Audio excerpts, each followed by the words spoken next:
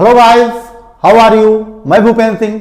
आज की क्लास में हम आपके लिए लेकर आए हैं ट्रांसफॉर्मेशन के अंतर्गत। आज की क्लास में हम बात करेंगे कि कैसे दिए हुए कंपाउंड सेंटेंस को एक कॉम्प्लेक्स सेंटेंस में कन्वर्ट करते हैं। तो हम टॉपिक शुरू करें उससे पहले हम एक सरसरी नजर से जान लेते हैं कि कंपाउंड सेंटेंस और कॉम्प्लेक्स सेंटेंस क्या होते हैं। तो कंपाउंड सेंटेंस ऐसे सेंटेंसेस होते हैं जिसमें एक प्रिंसिपल क्लॉज होती है और उस प्रिंसिपल क्लॉज से जुड़ी हुई कम से कम एक कोऑर्डिनेट क्लॉज होती है जो किसी न किसी कोऑर्डिनेटिंग कंजक्शन से जुड़ी होती है। तो वो होता है कंपाउंड सेंटेंस। अब बात करते हैं कॉम्प्लेक्स सेंटेंस की कि कॉम्प्लेक्स सेंटेंस क्या होते हैं। एक ऐसा सेंटेंस जिसमें एक कम से कम प्रिंसिपल क्लॉज होती है और उस प्रिंसिपल क्लॉज से जुड़ी हुई कम से कम एक सबऑर्डिनेट क्लॉज होती है जो किसी सबऑर्डिनेटिंग कंजक्शन से जुड़ी हुई होती। तो कुल मिला के क्लॉज का अर्थ यही है कि सबऑर्डिनेटिंग कंजक्शन से अगर वो जुड़ी हुई क्लॉज है प्रिंसिपल क्लॉज के साथ तो वो कॉम्प्लेक्स बन जाता है, और अगर प्रिंसिपल क्लॉज से जुड़ी हुई जो क्लॉज है वो सबऑर्डिनेटिंग कंजक्शन से ना जुड़कर कोऑर्डिनेटिंग कंजक्शन से जुड़ी होती है तो वही सेंटेंस हमारा कंपाउंड हो जाता है। थोड़ा और अंतर है, कंपाउंड सेंटेंस में जो दो क्लॉज होती हैं, एक प्रिंसिपल क्लॉज और कम से कम एक कोऑर्डिनेट क्लॉज, तो दोनों क्लॉज अपना अर्थ प्रकट कर पाने में सक्षम होती हैं। यद्यप कोऑर्डिनेट क्लॉज अकेले नहीं यूज होती प्रिंसिपल क्लॉज के साथ ही, लेकिन वो अकेले ही अपना अर्थ प्रकट कर पाने में सक्षम होती है। लेकिन कॉम्प्लेक्स सेंटेंस में जो सबऑर्डिनेट क्लॉज होती है वो सबऑर्डिनेट क्लॉज अपना अर्थ तब तक प्रकट कर पाने में सक्षम नहीं होती जब तक उसको किसी न किसी प्रिंसिपल क्लॉज से जोड़ा न जाए। तो सबऑर्डिनेट क्लॉज में आप देख पाएंगे कि दो क्लॉज होंगी, एक प्रिंसिपल क्लॉज और एक उससे जुड़ी हुई कोऑर्डिनेट क्लॉज कंपाउंड के सेंटेंस में।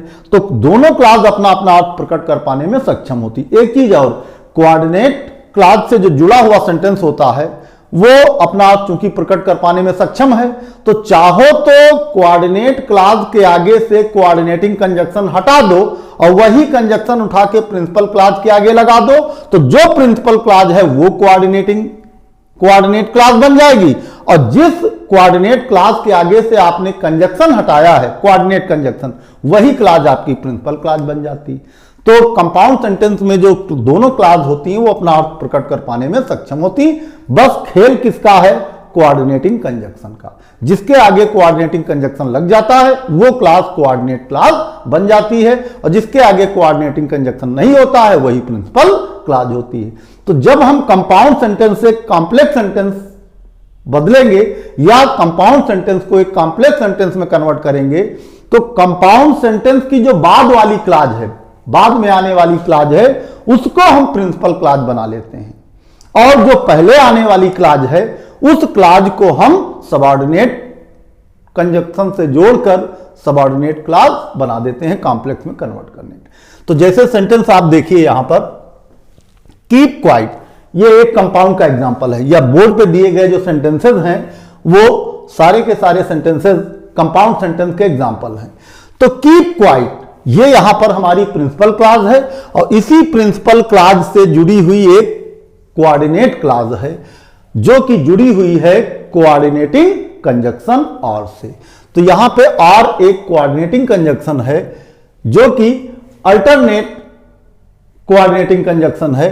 अल्टरनेट कोऑर्डिनेटिंग कंजक्शन विकल्प को प्रकट करता है। तो यहां कहा गया है कीप क्वाइट, या तो शांत रहो और यू विल रिपेंट, अर्थात अगर तुम शांत नहीं रहते हो तो तुम्हें पछताना होगा, रिपेंट करना होगा। तो ये हमारी कंपाउंड सेंटेंस या कंपाउंड का एक सेंटेंस है, इसी को हमें कॉम्प्लेक्स में कन्वर्ट करना। तो जैसा कि आपको बताया गया कंपाउंड सेंटेंस को जब आप कॉम्प्लेक्स में कन्वर्ट करेंगे तो जो बाद वाली क्लॉज है उसको आप प्रिंसिपल क्लॉज बना देंगे। तो बाद में कौन सी क्लॉज यूज हुई है? You will repent. तो यही बाद में क्लॉज यूज हुई है और इसी क्लॉज को आपको बनाना है प्रिंसिपल क्लॉज। तो प्रिंसिपल क्लॉज कैसे बनेगी? इस क्लॉज से पहले जो कोऑर्डिनेटिंग कंजक्शन यूज हुआ है उस कोऑर्डिनेटिंग कंजक्शन को आप हटा देंगे, बस ये प्रिंसिपल क्लॉज बन जाएगी। और चूंकि हमें कन्वर्ट करना है इसको कॉम्प्लेक्स में, तो कॉम्प्लेक्स के लिए कोई सबऑर्डिनेटिंग कंजक्शन हमें यूज करना होगा, और वो सबऑर्डिनेटिंग कंजक्शन कहां यूज करना होगा? पहली वाली क्लॉज के साथ, तब तो वो सबऑर्डिनेट क्लॉज बन पाएगी, और बाद वाली क्लॉज को हमें प्रिंसिपल क्लॉज बनाना है। तो जब इस सेंटेंस को हम कॉम्प्लेक्स में कन्वर्ट करेंगे तो हम देखते हैं कि हमको एक चाहिए सबऑर्डिनेटिंग कंजक्शन। तो इस सेंटेंस को जब हम कॉम्प्लेक्स में कन्वर्ट करेंगे तो हम एक एडवर्ब क्लॉज ऑफ कंडीशन का कंजक्शन यूज करते हैं, सबऑर्डिनेट कंजक्शन, जो कि है इफ। क्योंकि ये सेंटेंस कंडीशनल है तो सेंटेंस जब हम इसको कॉम्प्लेक्स में कन्वर्ट करेंगे तो सेंटेंस क्या बनेगा, if you do not keep quiet, यदि आप शांत नहीं रहते हैं, if you do not keep quiet, if you do not keep quiet, if you do not keep quiet. इसके बाद हम कॉमा यूज करेंगे। जब हमारी सबऑर्डिनेट क्लॉज पहले यूज होती है तो सबऑर्डिनेट क्लॉज के बाद हम कॉमा यूज करते हैं, उसके बाद फिर प्रिंसिपल क्लॉज लिखते हैं। तो if you do not keep quiet, और इसके बाद जो बाद वाली क्लॉज है कोऑर्डिनेटिंग कंजक्शन को हटाकर वही बाद वाली क्लॉज हम लिख देते हैं जो कि प्रिंसिपल क्लॉज का काम करेगी। तो if you do not keep quiet you will repent, you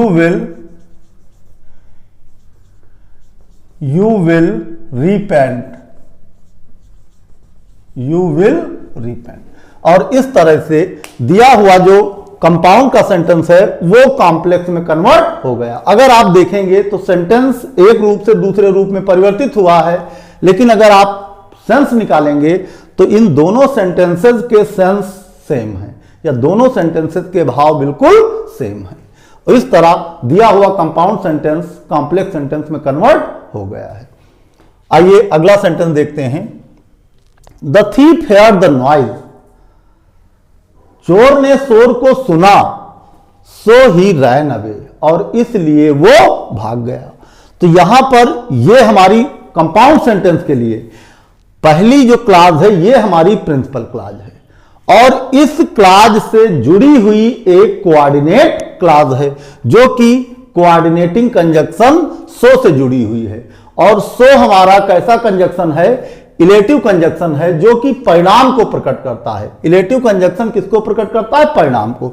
तो यहां इस सेंटेंस का परिणाम है, यहां पर मतलब इस सेंटेंस का परिणाम इस सेंटेंस पे आया। जैसे चोर ने शोर को सुना, सो ही रैन अवे, इसलिए वो भाग गया। तो यहां पर जब आप इलेटिव कंजक्शन देखते हैं वहां पर सेंटेंस में परिणाम प्रकट होता है।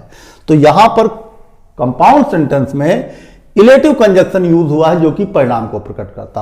अब इसी सेंटेंस को हमें कन्वर्ट करना है कॉम्प्लेक्स सेंटेंस में। तो जैसा आपको बताया गया है कि ऐसा करने में जो बाद वाली क्लॉज होती है, या यूं कह लो कोऑर्डिनेट जो क्लॉज होती है, उसी को हमें प्रिंसिपल क्लॉज बनाना होता, और जो प्रिंसिपल क्लॉज होती है कंपाउंड की उसी को हमें सबऑर्डिनेट क्लॉज बना देना है। तो इस सेंटेंस को जब हम कन्वर्ट करेंगे एक कॉम्प्लेक्स सेंटेंस में तो देखते हैं हमारा सेंटेंस क्या होगा। The thief run away, the thief ran away आया है। द थीफ, पहले तो हम सब्जेक्ट लिखेंगे, the thief ran away, the thief ran away. अब ये हमारी प्रिंसिपल क्लॉज बन गई, द थीफ रैन अवे। हमने बताया जो बाद वाली क्लॉज है कंपाउंड की, या यूं कह लो कंपाउंड का जो कोऑर्डिनेट क्लॉज है उसी को प्रिंसिपल क्लॉज बनाना है। तो जो बाद वाली क्लॉज थी कोऑर्डिनेट क्लॉज, उसके आगे का कोऑर्डिनेटिंग कंजक्शन हटा दिया गया और उसी क्लॉज को प्रिंसिपल क्लॉज बना दिया गया। तो प्रिंसिपल क्लॉज क्या बनी, द थीफ रैन अवे। अब हमको यहां पर एक सबऑर्डिनेटिंग कंजक्शन यूज करना होगा, और सबऑर्डिनेटिंग कंजक्शन यूज करके जो प्रिंसिपल क्लॉज थी कंपाउंड की उसको लिख देना होगा। लेकिन वो जो प्रिंसिपल क्लॉज अब लिखी जाएगी सबऑर्डिनेटिंग कंजक्शन के साथ, तो वो प्रिंसिपल क्लॉज यहां पर सबऑर्डिनेट क्लॉज का काम करेगी और सेंटेंस हमारा कॉम्प्लेक्स में तब्दील हो जाएगा।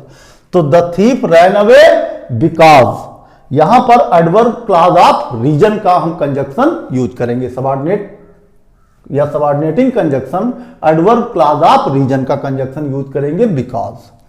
तो the thief ran away because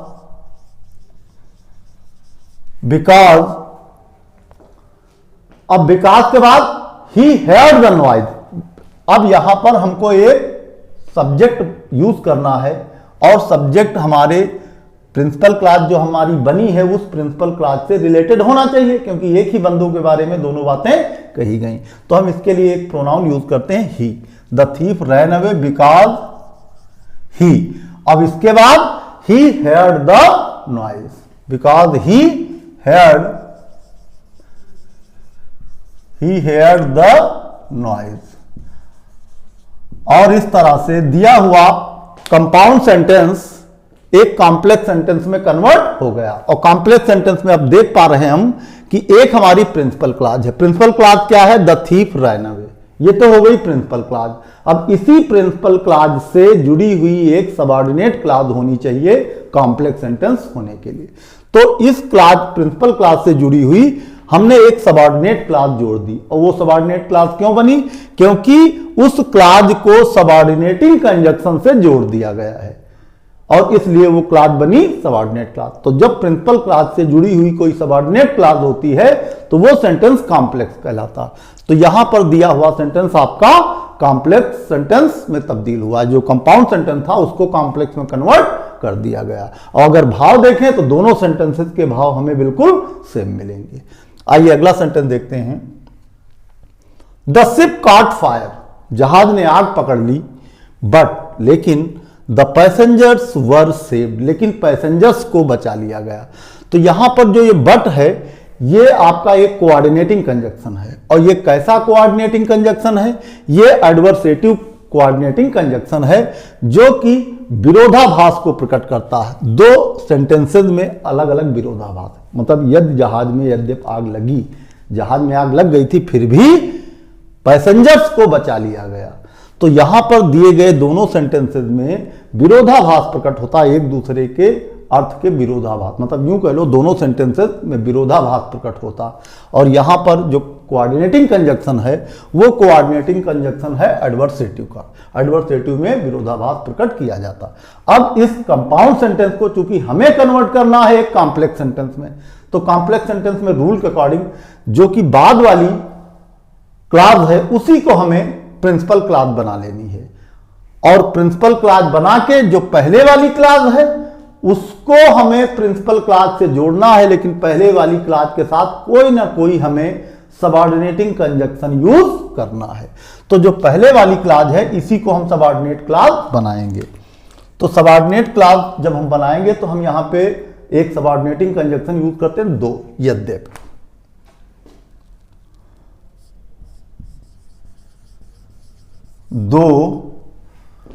दो द शिप कॉट फायर। दो the ship cot fire.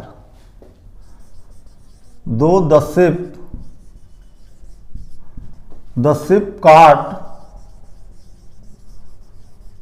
Ship cot fire.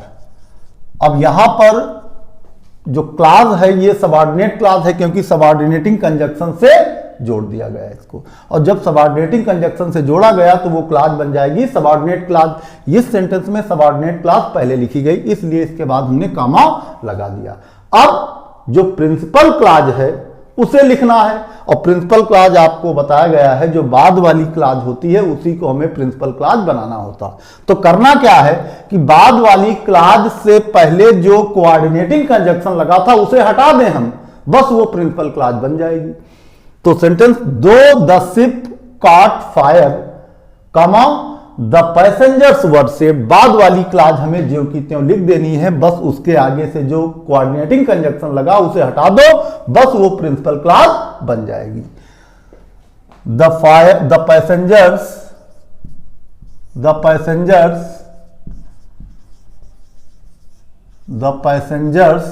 Were saved. The passengers were saved. और इस तरह जो कंपाउंड सेंटेंस है उसको जब कॉम्प्लेक्स में कन्वर्ट किया गया तो देखते हैं सेंटेंस हमारा क्या बना कि दो द शिप कॉट फायर। दो द शिप कॉट फायर कमा द पैसेंजर वर सेव्ड। यद्यप जहाज ने आग पकड़ ली फिर भी the passengers were saved, passenger सुरक्षित थे, उनको कोई क्षति नहीं हुई। और इस तरह आप देख पा रहे हैं कि जो एक क्लास है सबऑर्डिनेट क्लास, सबऑर्डिनेटिंग कंजक्शन से जोड़ दिया गया है। जो पहले वाली क्लास थी उसी को तो सबऑर्डिनेट क्लास बनानी है, तो उस क्लास के पहले हम कोई ना कोई सबऑर्डिनेटिंग कंजक्शन जोड़ देते हैं, बस वो क्लास हमारी बन जाती है सबऑर्डिनेट क्लास। और बाद वाली क्लास को बताया गया है कि प्रिंसिपल क्लास बनाना है। अब ये बात अलग की है कि कभी वो प्रिंसिपल क्लास पहले लिखी जाती है, कभी प्रिंसिपल क्लास बाद में लिखी जाती है, लेकिन बाद वाली क्लास ही प्रिंसिपल क्लास का काम करती है। कंपाउंड सेंटेंस के बाद वाली क्लास को ही कॉम्प्लेक्स बनाते समय प्रिंसिपल क्लास बनाते हैं। अगला सेंटेंस देखते हैं, I earn something. I earn something, मैं कुछ अर्न करता हूं, कमाता हूं, बट आई स्पेंट मोर, लेकिन मैं खर्च उससे ज्यादा करता हूं। ऐसा नहीं कि मैं बिल्कुल कमाता हूं। आई अर्न समथिंग, कुछ कमाता हूं, बट आई स्पेंट मोर, लेकिन मैं खर्च ज्यादा करता हूं। कहते नहीं आमदनी अठन्नी खर्चा रुपया, तो कमाता कम हूं, खर्चा ज्यादा करता हूं। इस सेंटेंस को आप बट से देख पा रहे हैं, तो बट जैसा कि आपको बताया गया है एडवर्सेटिव कोऑर्डिनेटिंग कंजक्शन है, जो कि विरोध प्रकट करता है। यहां पे दोनों सेंटेंसेस में विरोधाभास प्रकट होता है।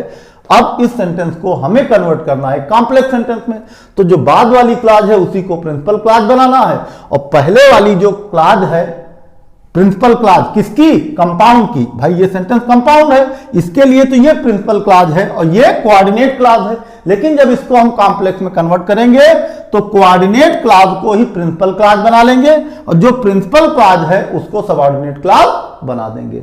तो इस सेंटेंस को जब हम कन्वर्ट करेंगे कॉम्प्लेक्स में, तो सेंटेंस क्या बनेगा, आई स्पेंट मोर। हम पहले प्रिंसिपल क्लास लिखते हैं, जो हमारी प्रिंसिपल क्लास है उसको पहले लिखते हैं। आई प्रिंसिपल क्लास मतलब कंपाउंड के लिए तो ये कोऑर्डिनेट है, लेकिन कॉम्प्लेक्स के लिए इसी को हमें प्रिंसिपल बनाना है, तो वो जो कंजक्शन लगा उसे हटा के हम क्लास लिखते हैं, वो हमारी क्लास बन जाती है principal class. I spent more, I spent मोर।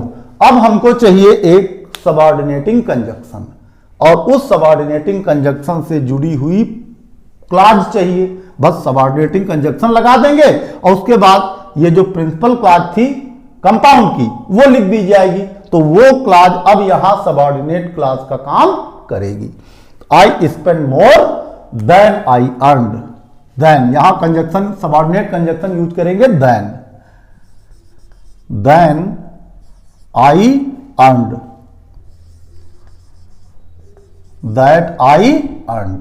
और इस तरह से दिया हुआ सेंटेंस हमारा एक कॉम्प्लेक्स सेंटेंस में तब्दील हुआ। यहां पे हमारी प्रिंसिपल, इस सेंटेंस में कॉम्प्लेक्स में आई स्पेंट मोर, ये हमारी है प्रिंसिपल क्लास, और इससे जुड़ी हुई एक सबऑर्डिनेट क्लास है जो कि है देन आई अर्न, ये हमारी सबऑर्डिनेट क्लास हो गई। आइए अगला एग्जांपल देखते हैं। ही इज वीक, वो कमजोर है, therefore he can not walk. यहां पर जो कोऑर्डिनेटिंग कंजक्शन है वो है देयरफॉर, और देयरफॉर एक प्रकार से इलेटिव कंजक्शन है जो कि परिणाम को बोध कराता है, परिणाम का बोध कराता है। तो ही इज वीक, वो कमजोर है और इसलिए वो चल नहीं सकता, तो यहां पे परिणाम का बोध कराया जा रहा है, किसके द्वारा, इलेटिव कंजक्शन के द्वारा। दिया हुआ सेंटेंस हमारा कंपाउंड है, और यहां पे अगर सेंटेंस कंपाउंड है तो एब्सोल्युटली वो किसी न किसी कोऑर्डिनेटिंग कंजक्शन से, उसमें प्रिंसिपल क्लास से जुड़ी हुई कोई ना कोई कोऑर्डिनेट क्लास होगी।